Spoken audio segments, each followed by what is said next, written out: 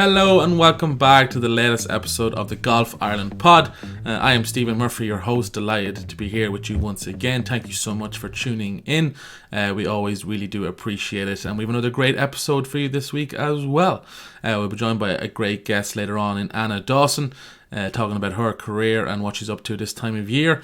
And also, of course, we will start by looking back at last week's action. Plenty to get stuck into here. We have the Order of Merit winners and first caps for 2023 were awarded at Golf Ireland last week. It was a busy day at headquarters with 9 winners across the various Orders of Merit, including the men's and women's Bridgestone tours, while 22 players picked up their first caps, which is absolutely brilliant. David Shield and Emma Fleming were the big winners in the Bridgestone races, while Eddie McCormick and Alison Taylor capped off their brilliant years, which included European senior titles and now Order of Merit titles. The bronze medal winning men's Europeans teams were represented by Max Kennedy, who won his first cap as well this year, while the boys home internationals winning teams had Donncha Cleary and John Doyle and James Walsh there also to pick up their first caps. So a fantastic day at headquarters. There's a full list of all the first caps on the Golf Ireland website. A great article there if you want to check out all the names. So well done to everybody. I'm sure it was a brilliant day last week.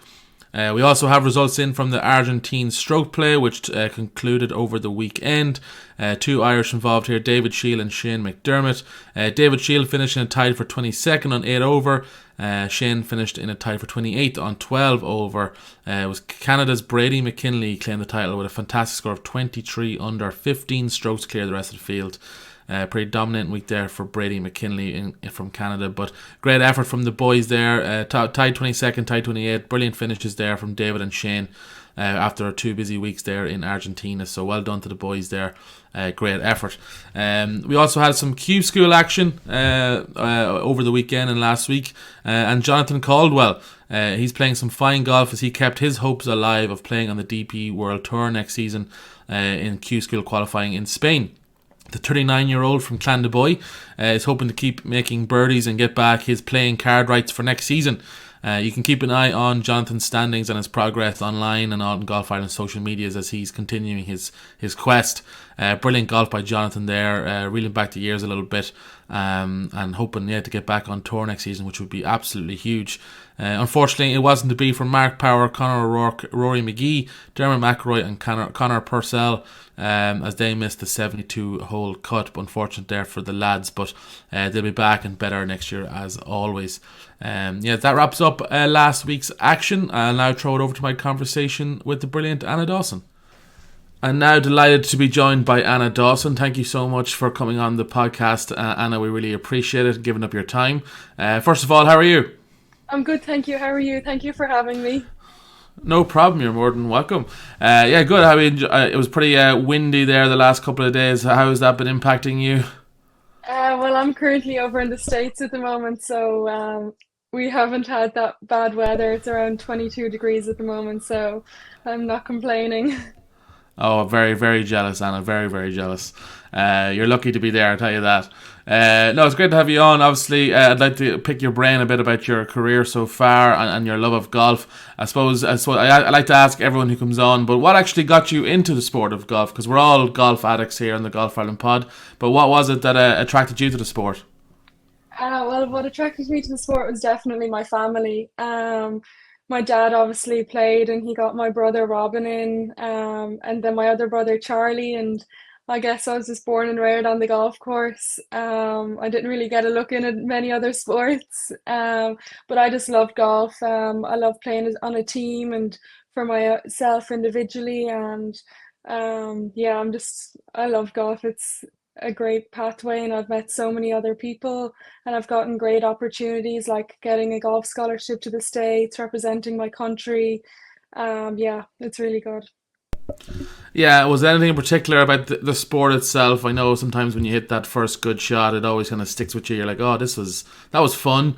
Obviously, trying to repeat it over and over again is the tough part. But you mentioned there as well, I think it's one thing for myself is playing for yourself and playing individually. Obviously, playing with a great team is great, and we'll get to that later on in your career path as well. But is that something that you think also attracted you to the sport, or was being able to sort of, control your own fate, I suppose, is in one way? Yeah, so I'm very like independent person, I would think. So I like to have my own control. So obviously, like I can pick what type of shot I want to hit when I want, like my club selection and all that. And I feel like I just like doing that because I feel when I get it right, I'm very happy. And the rewards along with it is amazing. Definitely. I suppose I've always asked this question as well. I'm still waiting for that day to happen. But when did you realize that you were actually quite good at this sport? When did it kick in, or when did you realize you could compete at the highest level? Um, I'd say definitely when I was about 17, 18, when I first played for the Girls' Home Internationals in Downfield in Scotland, I think it was. That was a great experience. It was my first international cap. And since then I've pushed on and I've just like, okay, I'm going to take this more serious. I'm really interested in that. And were you a practice addict when you were growing up, or were you more on the course playing all the time? So I'm a more on the course. I prefer to be on the course more than just hitting balls on the range and chipping. I prefer to be on the course, like throw down two or three golf balls and just like work around that way. Yeah, I get that. Well, obviously, all that practice kicked in and was very worth it, Anna, when you won this year at the Leinster Over 18 Women's Amateur Open Championship at Bunclody Golf and Fishing Club. It was your first senior title. How was it? How nice was it to get that first senior title under your belt? It was an amazing feeling. I had no idea what the scoring was like. I was coming down 18. I'm just like, just it was like it's a short enough par five. Just try birdie it, see what will happen. But then I happened to hold a long putt on the last for an eagle. And my dad came up to me and he was like, "Thought it was a great putt. You don't know what that could do for you." And obviously we had to wait because there was still one more group to come in. And then it came down to a count back, and the eagle on the 18th really pushed it and opened the doors for me. Was not knowing the scoring a conscious decision, or was it just not available at the time, or were you trying to actively avoid knowing what the score was? It was not available at the time, so I think my mom had an idea because she was talking to the photographer, but she obviously didn't say anything to me or to my dad because she didn't want to put us under pressure. But yeah, I prefer sometimes not to know the scoring because sometimes I get a little nervous and I'm like, okay, I prefer just to keep playing along and try my best. Yeah, I've heard that before. I was interested to see. You topped the 55 strong field for that event, over 18 hole stroke play. As you said, you hold a monster eagle putt on the last. Was Yeah. it one of those putts that you were trying to hold, or was it always lag it up there as close as possible? So I myself and Dad we picked out a great line and we were just like we're just gonna lag it up to it. If it drops, it's a bonus. If not, we'll try and make the birdie. And it's one of those putts. It was just going, hit the back of the hole and fell in. So it was just Ha- a look as well, I think. No, yeah, look, that's half a golf, I suppose. At the same time, Yeah. he said afterwards that you actually had never played the full 18 of that course before you won that week. Was that difficult? Was that an added difficulty that week? No, I played a practice round just a day or two beforehand. Other than that, I had Johnny Young mid Leinster coaching there. Sometimes we play like the back few holes or the front few holes. So I didn't really get play the full 18, even though I should have. But I was happy I got the full practice round in 2 days beforehand, so I could play the full 18 because I wasn't familiar with the whole course. Do you ever think that this is more of a general question, but do you think that maybe that's something that you can take forward? Not obviously play a practice rounds, but do you think maybe as golfers we overthink sometimes when it comes to strategy or holes, and maybe some of those shots that you hit on holes you weren't as familiar with was more reactionary and it was more brought out the talent? Does that make sense? Um, Yeah, so I think sometimes, a lot of the time, you overthink it. Like sometimes, like practice round, I was just like, oh, just hit driver and then see where I end up. And then obviously for the practice official round, I was like, okay, maybe like I think it's the fifth hole when you cross the path. I don't even remember.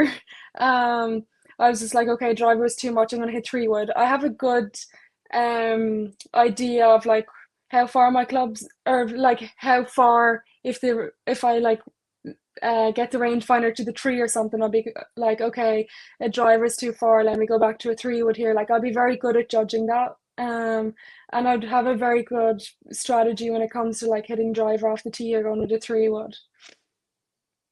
Yeah, I get you. You said you really liked that course. What was it about that course that you like, or what stands out about it? Um, I don't know. I just love Bunclody. It's a it's it kind of, it's I love parkland courses, and it's like a real parkland course. The greens were fabulous that day and the course is in great condition. And yeah, it was super nice, that course. I really love it. And obviously, you've great memories of it now as well going Yeah, forward. gonna want to go back there the whole time now. Absolutely, yeah. The wind picked up that afternoon when you were finishing your few holes. Do you enjoy that challenge of tough conditions? Yeah, the wind actually doesn't bother me. Wind and rain doesn't bother me that much. You just got to get along with it. It's the same for everyone. So like even playing in college over here, like if it's windy, you always hear like people complaining and everything. I'm like, this is great. Like, but yeah, the wind was actually, I think the wind kind of helped me a little bit because I feel like I can play with the wind a lot better than when it's dead calm, if that makes sense. Um, yeah. You like to kind of I love the shape your test. shots and maybe shape your shots with the wind. Is that kind of how Yeah, you I picture love it the as well? test with the wind. It's the Okay. real test of golf. Was that have you always been like that, or is that just taking kind of years and years of playing in bad Just conditions to learn to years love and it? years of playing. Yeah. Yeah, that's brilliant. Yeah, and you also had the great honour this year of representing Ireland at the home internationals. You were called up to that team. How exciting was that call up? Yeah, so I was delighted to be named on the as first non-traveling reserve, and then when I got the phone call late Monday evening, I was only delighted and honoured to go travel and meet the team over in Wales. As I love playing team golf, and it was a great experience. What was it like? As you said, representing your country and doing or playing a game that you've grown up loving and adoring. Did that sink in when you were over there of kind of what the magnitude was? Yeah, it felt great. When I was there, I was like, okay, I'm actually on the Irish ladies team, like competing for my country. It was I really loved it. It was a great week. The girls and the ladies and the men, they were great that week. We all got on very well and we played well, so it was a great honor to play with the team. Was that a goal that you set out, or was it just a nice kind of result of playing well throughout the year? I was trying to play as well as I could to try and make the team. And then I feel like after the win in Bunclody, the Leinster women's, that really opened the doors for me. And it kind of boosted me along a lot of the way as well. The team did great that week. You bet Scotland, you bet Wales. Unfortunately, just losing out to England at the end. But the team seemed to really click that week. Was there anything in particular that helped that, or is it just when you're in that environment, everyone just seems to have that one goal? I feel like when everyone's in that environment, everyone has that one goal. Obviously, we always want to try beat England, but unfortunately, we just um, missed by a short bit, which was disappointing. But um, we just got to keep practicing and playing on. Hopefully, we can get them next year. Definitely. Playing against your peers, and the standard being so high, that surely has to only help you raise your game as well, right? It's just sort of it's kind of a fight or flight kind of situation. Yeah, I played with Jess Ross in the foursomes and Beth Coulter, and like even the way they think about the shots and everything, it's great, the experience and everything. And then obviously my good form continued coming back here to the States, and I've just been playing well since and keep practicing. And the mix of playing, the foursomes and then the singles, is it tough switching between the two formats, or are you just you've played so much of it that it's almost seamless at this stage? I'm just so used to it. Yeah, just take one Yeah, golf shot at a time, and it's pretty much all you can and do. you sort of already mentioned it, but playing events like that, it has to be a huge, help for your continued growth as a player and your talent, right? Because you've seen the standard, that you can play up to it, and you also have now these peers to compare yourself to. Yeah, it was a great experience, like the knowledge and everything from everyone, and even going through the greens and everything with Donal Scott before we went out. It was a great help. Um, and just the experience and the knowledge and everything really stood to me that week. Brilliant, yeah. Now it's obviously the mid-November here. Normally, I would say that your golfing is probably quieting down, but as you said, you're over in the States playing college golf, so I'd say your schedule is still quite busy, is it? Well, we're currently in off season at the moment. So our first tournament isn't until next February, where we start back at ULM, I think it is, down in Louisiana, Monroe. So the focus at the moment is studying. We have finals coming up shortly. But yeah, we're still practicing away. We are currently doing like a match play tournament between the girls' team, and during the week we just had a Trojan Ryder Cup. We mixed the men and the ladies team together, and we've done Europe versus USA. So we're still And having a bit of fun and practicing. can I ask who won, or is it still ongoing? I was on the Europe team, and unfortunately USA beat Oh, us. Yeah. damn, Anna. At this time of year, then, are you working on any swing changes or anything like that, or as you said, is it mostly on your studies at the moment that you're focusing? So I'm currently working on short game at the moment and my wedges with my coach here at the moment. As a team, we're focusing in big time on short game as we feel that's the place where we need to work on more. Because like up and downs around the green, you can never be too good at short game. So we've been working as a team a lot on short game at the moment, and I've been And working with my swing coach as well. are you a good student? Do you enjoy the challenge of maybe making changes in your swing, or are you much more a creature of habit? I don't mind making changes in my swing. I'm very quick to pick things up. So I'm very thankful for that. So it's not like I have to work too hard. Like once I start doing it, for like the first day or two, it's stuck. I can't, like I'm used to it then. It doesn't feel strange or That's anything. definitely a great skill to have in Yeah. golf. That's brilliant. Well, Anna, thank you so much for taking your time out to join us. We really do appreciate it. Enjoy the rest of your off season. Enjoy the swing changes, and I'm sure you'll have a fantastic season next year as well. We'll be cheering you on. So thank you very much, Anna. That's great. Thank you so much. And thanks again to Anna Dawson there for joining us here on the Golf Ireland pod. Brilliant to talk to her. Right, we'll look ahead to the upcoming action. One piece of news, obviously, the Alps Tour qualifying school is currently taking place. Quite an Irish contingent here. Rob Moore and Alex McGuire, Mark Boucher, Brandon St. John, AJ McCabe, Luke Donnelly, Joseph Hannay and Simon Bryan are all teeing it up today for the 54-hole final qualifying stage for the Alps Tour, which is taking place at Oligata Golf Club and Golf National, both within Rome city boundaries, which is pretty cool. So yes, best of luck to all the golfers there taking part, wishing them nothing but success in their qualifying attempts, and as always you can keep up to date with their progress online, and Golf Ireland social media pages will be covering it as well. And yes, that wraps up the upcoming action. Thank you so much for listening as always. We really do appreciate it, and we always look forward to hearing your feedback. We'll be back next week as always with another great episode, so until then we will see you.